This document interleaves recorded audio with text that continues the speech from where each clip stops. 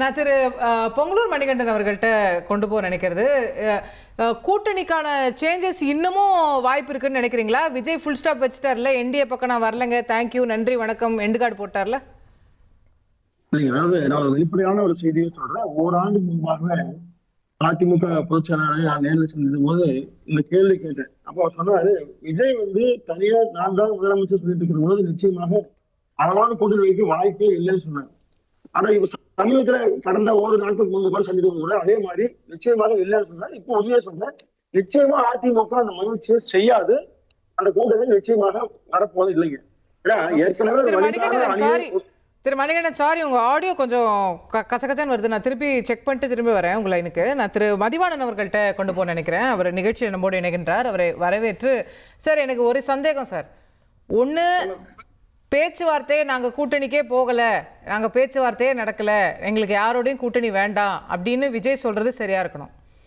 இல்லை ஆதவ் அர்ஜுனா அவர்கள் 90 சீட்டு கொடுக்குறேன்னாங்க, 2.5 வருஷம் சிஎம்னு சொன்னாங்க அப்படின்னது சரியாக இருக்கணும். இது ரெண்டுத்துல எது சரி சார்? தாவேகா என்பது அதுக்கு தலைவர் விஜய் தாங்க. தாவேகால அதனுடைய கடைசி முடிவு எடுக்கிறவர் விஜய் தாங்க.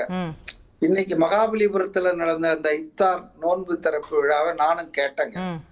ரொம்ப 2-3 நிமிஷம் தான் பேசினாரு.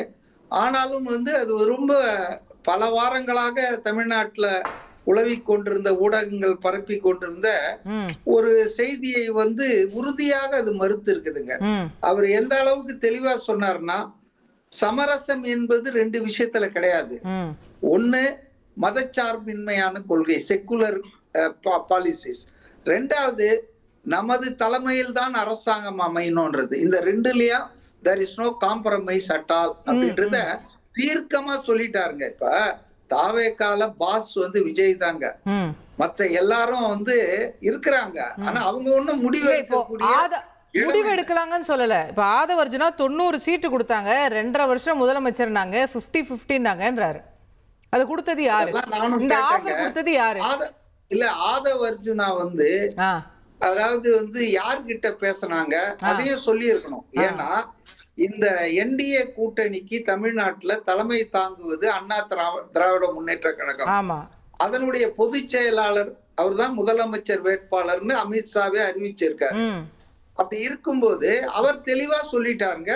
அப்படி எந்த கட்சி தலைவர் இல்ல, அப்ப கட்சி தலைவர் இன்னைக்கு இவ்வளவு நாளா உங்களுக்கே தெரியும், இது 4-5 நாட்களாக ஊடக விவாதம் ஆயிட்டு இருக்கு. இன்னைக்கு இஃப்தார்ல விஜய் அவர்கள் நான் யாரோடையும் கூட்டணி இல்லைங்கிறாரு. ஆனா கடந்த 4-5 நாளா அவர் டெல்லி போயிட்டு வந்தது போவும் கூட எதுவுமே சொல்லல. சரி, அது அவரோட உரிமை. ஒரு வாரத்துக்கு மேல இது உலாவிட்டு. கரெக்ட். அப்போ ஆனா ஆதவ் அர்ஜுனா அவர்கள் நேத்து என்ன சொல்றாரு? 90 சீட்டு கொடுத்தாங்கன்றாரு. அப்ப இததான் சொல்றாருன்ற புரிதல் தானே வரும். நீங்க பேச்சுவார்த்தையே நடத்தாம 90 சீட்டு உங்களுக்கு எப்படி தெரியும்? நான் தான் கேக்குறேன்.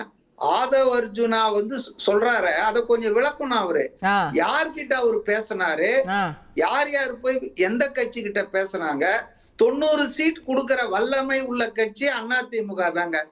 இது ஒரு காமன் சென்ஸுங்க, அடிப்படை ஞானம் உள்ள எல்லாருக்கும் தெரியும். அப்போ நீங்க அதிமுகவோட பேசாம அந்த 90 சீட்டுன்றது உங்களுக்கு எப்படி தெரியும்?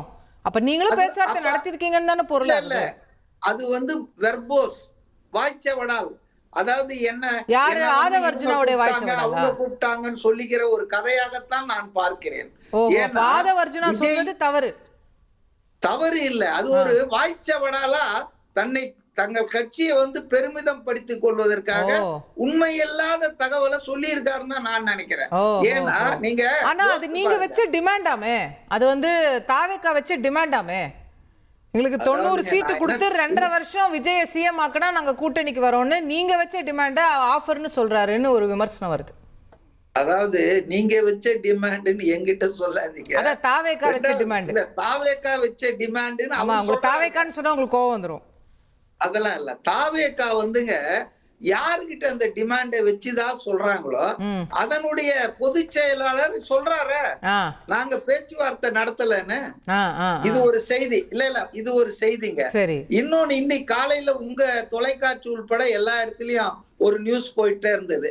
அமித்ஷா கட்டளை தமிழக பாஜக தலைமைக்கு இனி பேச்சுவார்த்தை தொடர வேண்டாம். இதையும் அதையும் லிங்க் பண்ணி பாருங்க. அப்ப யாருக்கிட்ட யார் பேசுறது? அதுதான் கேக்குறேன். அப்ப என்ன ஆகும்னா, என்ன புரிதல் வருதுன்னா, அதிமுகவோட பேசிட்டு அமித்ஷாவோட பேசிட்டு எதுவும் கதைக்கு ஆகல, நம்ம டிமாண்ட் எதுவும் ஏற்கலன்னதும் இஃப்தார் நோம்புல வந்து நாங்கள் மதச்சார்பின்மை, நாங்கள் யாரோடும் கூட்டணி இல்லை அப்படின்னு சொல்ற மாதிரி தானே ஆகுது. இல்ல அப்படின்னா அப்ப ஆதவ் அர்ஜுனா 90 சீட்டு கொடுத்தாங்க அப்படின்னு சொன்னது என்ன? அதுதான் சார் நானும் கேட்டுட்டு இருக்கேன்.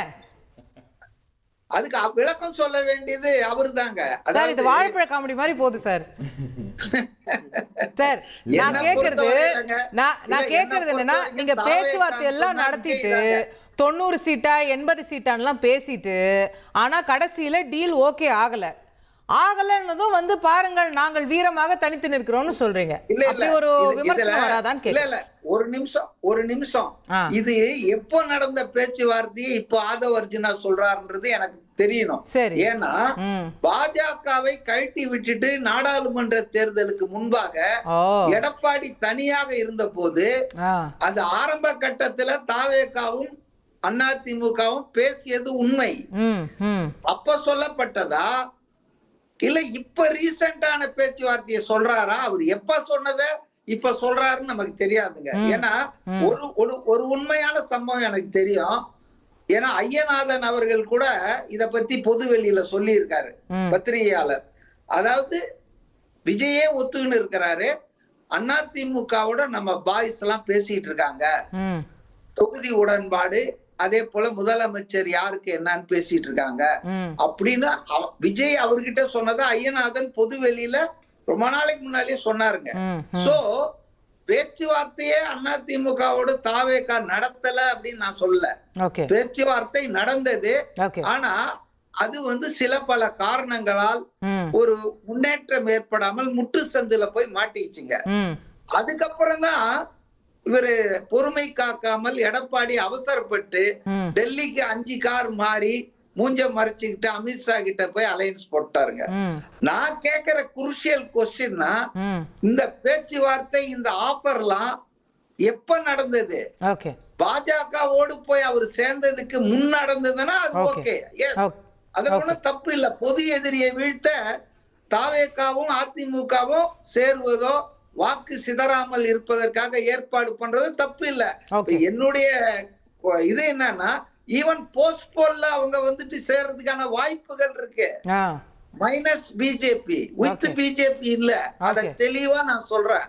அதனால இதுக்கு வந்து ஆதாரம் கொடுக்க வேண்டியவர் ஆதவ் அர்ஜுனா தான். இது எப்ப நடந்தது அத சொல்றாரா இப்ப? இல்ல இப்ப ஏதாவது புதுசா நடந்ததா? அதுக்கு வாய்ப்பு இல்லை. ஏன்னா விஜய் ரொம்ப தெளிவா சொல்லிட்டாரு. அதனால எப்ப நடந்தது என்பது குருஷியல் டேட். கேப்போம்.